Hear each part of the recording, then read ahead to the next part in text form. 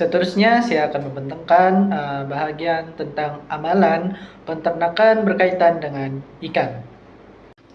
So, first sekali, amalan yang kita perlu buat semasa kita menternak ikan, yaitu pengurusan kualiti air.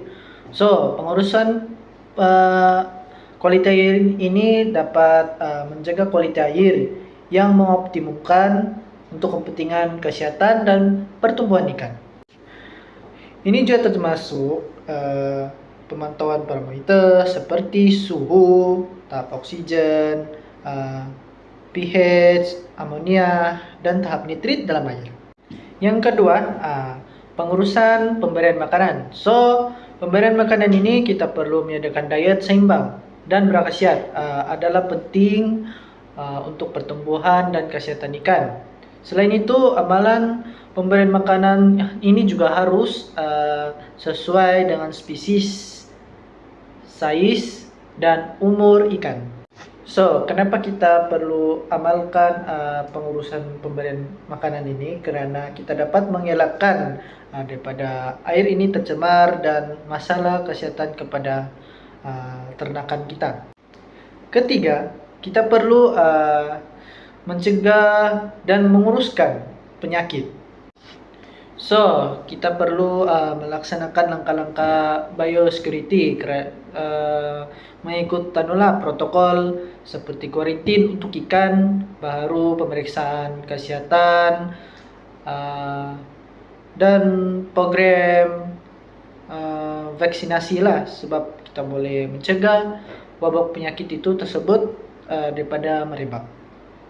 So, yang keempat pula, kita perlu menguruskan habitatnya, karena kita perlu menyediakan struktur habitat yang sesuai seperti tempat perlindungan. Contohnya, reka bentuk tangki atau kolam yang betul agar aliran air masuk, dan penempatan struktur boleh meningkatkan tingkah laku dan pertumbuhan ikan. So, yang kelima pula, kita perlu mempunyai amalan yang untuk mengandali dan mengangkut ikan-ikan ternakan tersebut. Karena teknik pengandalian yang betul semasa pengangkutan ikan dan pemindahan antara tangki boleh mengurangkan tekanan dan mengurangkan kecederaan kepada ternakan ikan. So, amalan yang keenam ini adalah amalan yang sangat penting untuk peternak-peternak, yaitu mencatat rekod.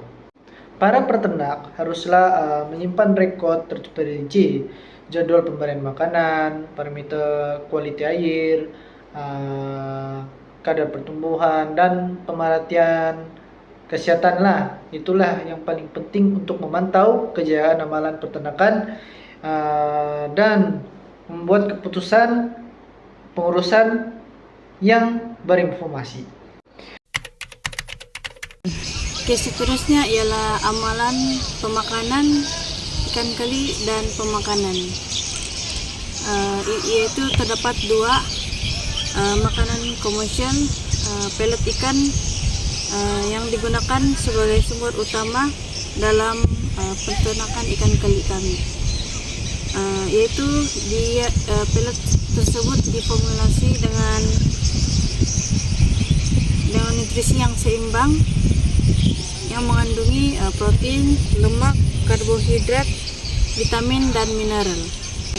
Yang kedua ialah makanan semula jadi, yaitu ikan keli kami juga memakan phytoplankton dan serangga, dan juga habitat yang semula jadi yang ada di dalam kolam kami. Sekarang ialah kekerapan dan jumlah pemberian makanan dalam sehari. Ya, kekerapan biasanya ikan keli kami beri makan sebanyak 2 kali sehari. Jumlah makanan ia bergantung kepada size dan umur dan tahap aktiviti ikan, biasanya 2 hingga 5% daripada berat ikan setiap hari.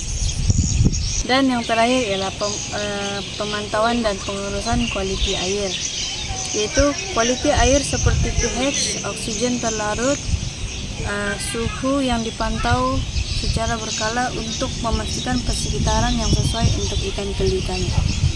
Dan yang terakhir, seterusnya ialah pengurusan sisa, yaitu untuk mengelakkan pemberian makanan yang berlebihan yang boleh menyebabkan pencemaran air dan masalah kualiti air. Saya Muhammad Anis Zulkifli dengan nombor metrik 27 DAQ.2F2033. Saya akan menerangkan tentang aktiviti penuaian ikan keli. Sebelum kami melakukan aktiviti penuaian, kami akan memastikan ikan kami adalah matang dan sesuai untuk pasaran, memastikan ikan kami adalah sihat.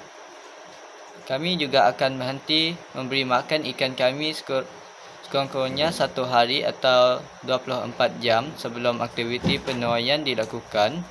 Kami juga akan menyediakan peralatan-peralatan untuk penuaian sebelum menuai dilakukan, dan kami akan merancang perjalanan penuaian kami untuk cara yang mudah untuk menuai.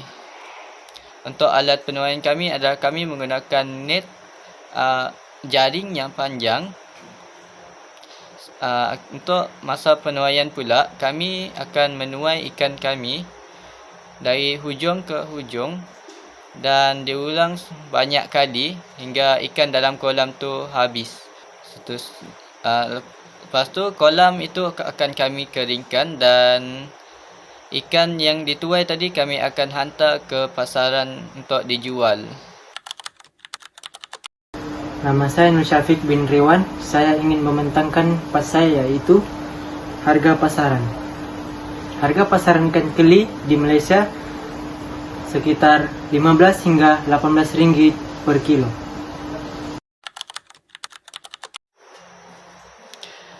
Untuk strategi pemasaran pula, kami menggunakan strategi add value product, di mana kami akan memproses ikan keli tadi untuk menjadi produk yang baru yang mampu meningkatkan jangka hayat produk ikan keli dan meningkatkan harga ikan keli di pasaran.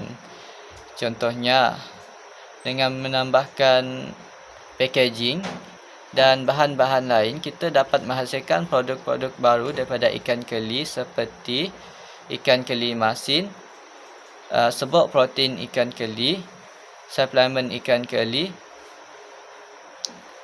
keropok ikan keli, ikan keli tin dan sebagainya. Dengan kaedah seperti ini, kita dapat meluaskan lagi pasaran produk ikan keli di dunia dan kawasan sekitar, yang mampu meningkatkan keuntungan hasil daripada proses penternakan ikan keli. Untuk harga sasaran ikan keli, harga sasaran ikan keli di Malaysia bervariasi tergantung pada faktor-faktor seperti ukuran, lokasi, dan musim. Namun secara umum, harga ikan keli di pasar-pasar Malaysia bisa berkisar antara bebelas ringgit hingga puluhan ringgit per kilogram, tergantung pada kondisi pasar dan penawaran.